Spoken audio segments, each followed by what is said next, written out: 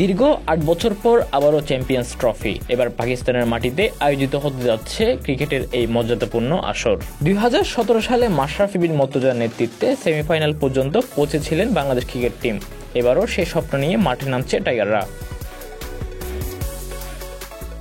দলের অন্যতম অভিজ্ঞ ক্রিকেটার মুশফিকুর রহিম, মাহমুদুল্লাহ রিয়াদ, মেহেদী হাসান মিরাজ, সৌম্য সরকার, মুস্তাফিজুর রহমান এবং তাসকিন আহমেদ, যারা ২০১৭ সালের আসরেও খেলেছিলেন।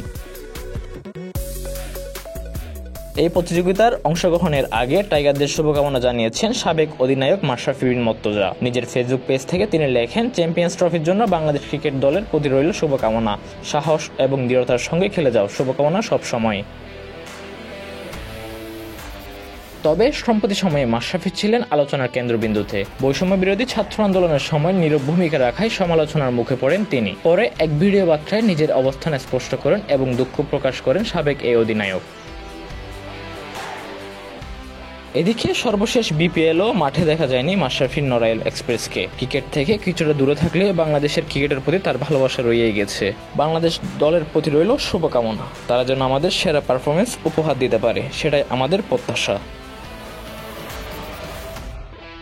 Desk report, citizen news, Chittagong.